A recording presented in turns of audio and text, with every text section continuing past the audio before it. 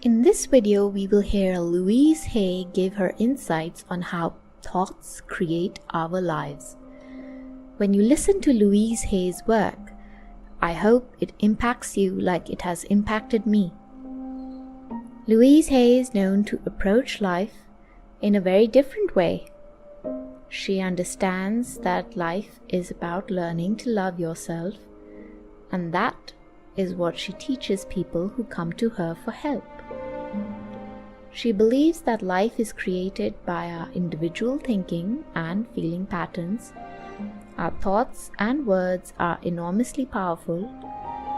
It is as if we speak a word that goes out from us and it comes back to us as an experience.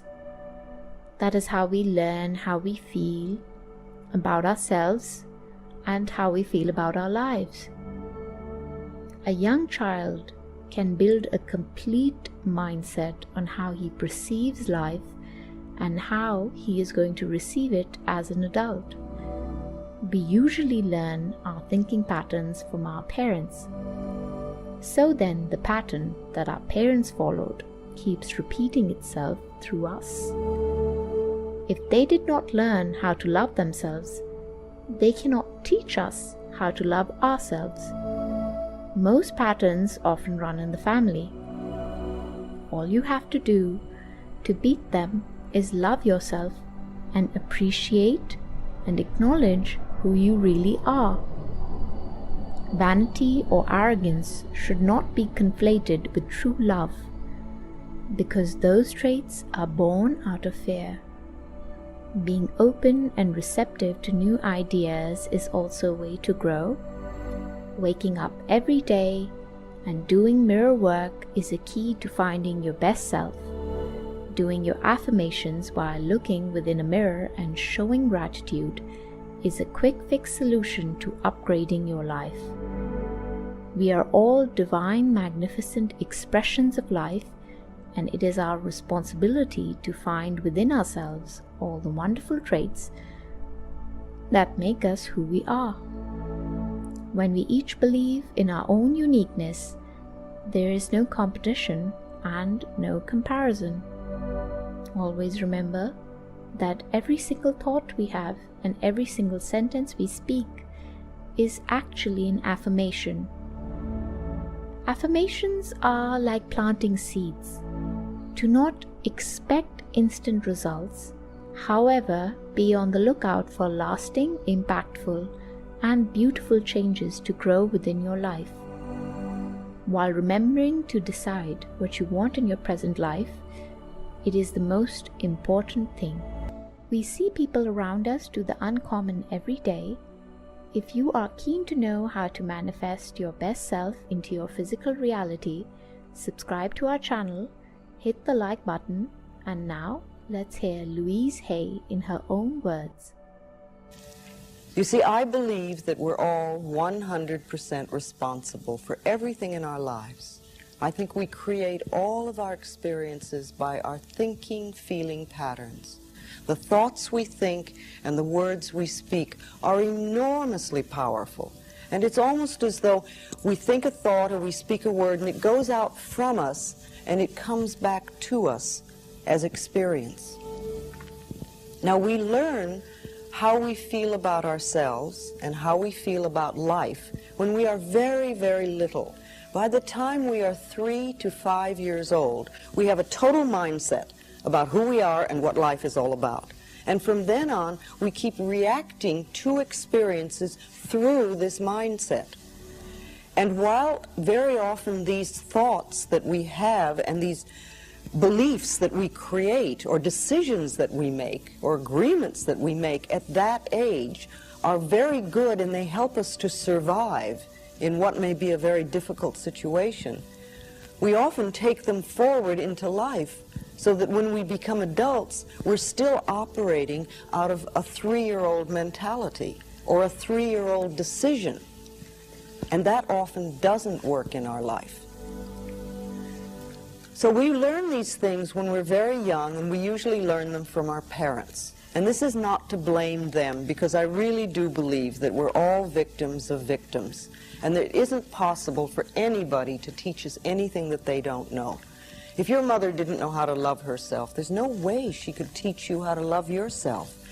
And if your father didn't know how to love himself, then he couldn't teach you how to love yourself. And if you grew up in a family that was very angry or frightened, then you're likely to be an angry or frightened person, because that's what you learned as a child. It's not right or wrong or good or bad. It just is.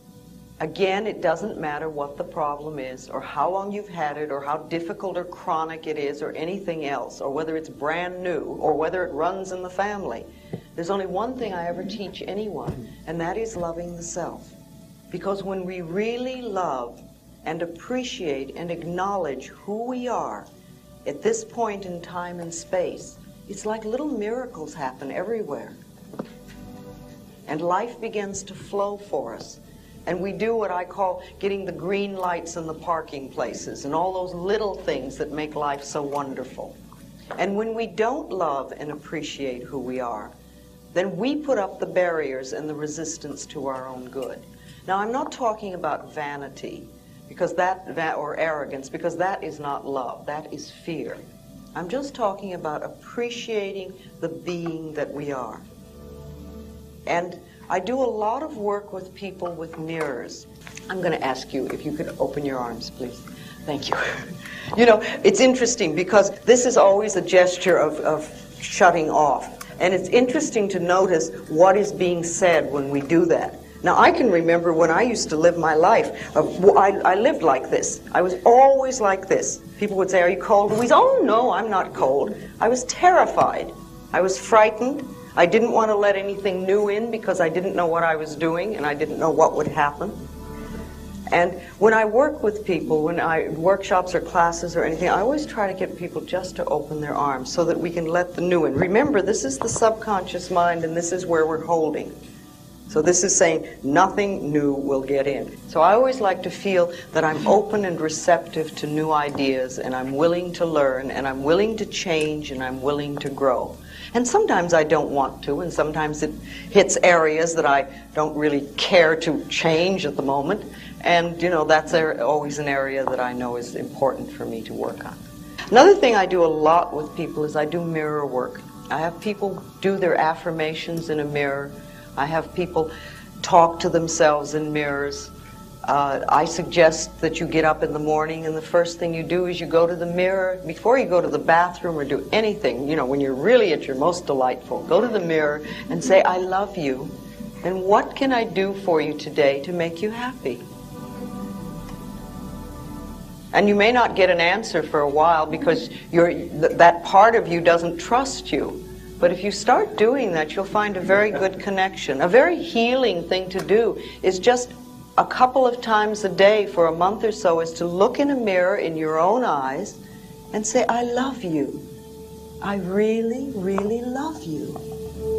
And just let all those feelings come up and notice them. And if it's difficult for you to do that, notice that it's difficult for you to look in your own eyes and say, "I love you." And ask yourself, now where did that nonsense come from?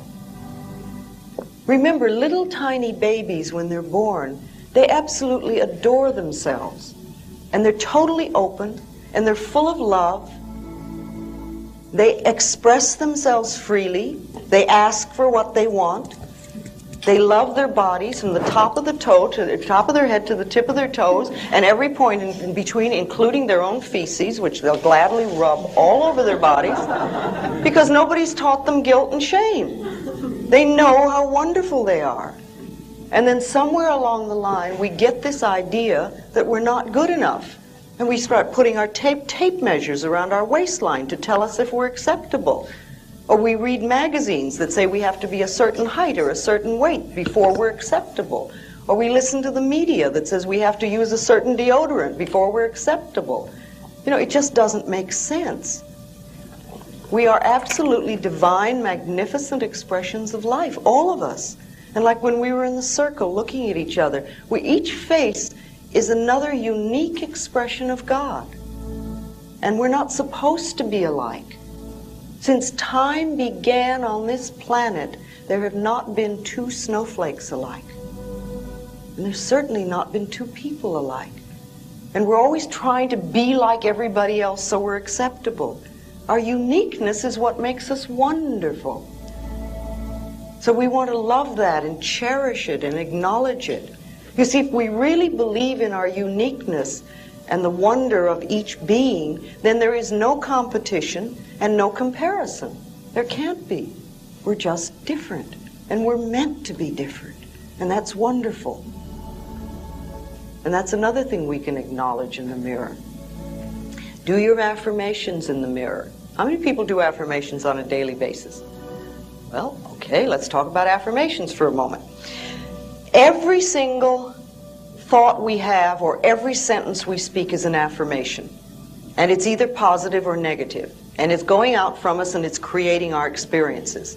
However, when we talk about doing affirmations, what we're talking about is making definite positive statements to create something in our life or to remove something in our life.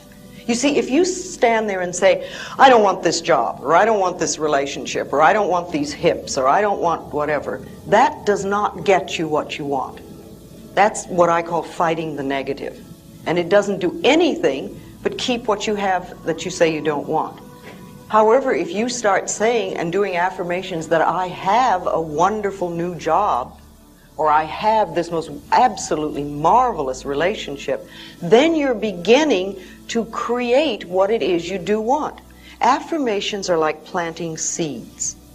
And if you think for a moment, when you put a seed in the ground, you do not get instant tomato plant or instant strawberries or instant oak tree. That seed goes in the ground and it has to germinate. That's the first thing, which means it breaks open its little shell and little roots begin to go down. And it gets nourishment from the earth. And only then does the first little shoot come up through the ground. Now, when we're doing affirmations, too often people say, well, that isn't $1 million, and they stomp on that first little shoot. They don't give it a chance to grow. Doing affirmations is like planting a seed in the ground, and watering it is like repeating your affirmations. And you just keep doing them, and you keep doing them, and you keep doing them. And it doesn't matter whether you see the results or you don't see the results. And sometimes it just takes time.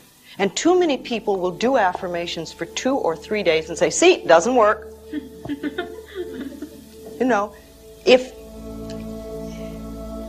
everything happens in the perfect time-space sequence, and we want to trust that and we want to know that. So if you begin to do affirmations for yourself, and I think it's important that we do that on a daily basis, decide what you want and begin to do positive statements in present tense for what you want. You never want to say, I will have or I'm going to have, because if you do that, it keeps it in the future. And remember, if you say, I have a wonderful new apartment, and you're living in a dump, it doesn't mean that this is not a true statement. It means you are planting the seed that will germinate and grow and become the new apartment. So you just keep doing it, no matter where you are. Also, if you're leaving a situation, if you're in a job you don't like, if you're in a relationship you don't like, if you're in a house you don't like, and you want something new, begin to bless with love. Interesting. Bless with love where you are. And know that you're releasing your current situation with love. If it's a job, release it with love to the next person who will be delighted to have it. If it's an apartment, do the same thing. If it's a relationship, release that person with love to happiness which is meaningful to them. And that leaves you free to create and accept happiness that is meaningful to you.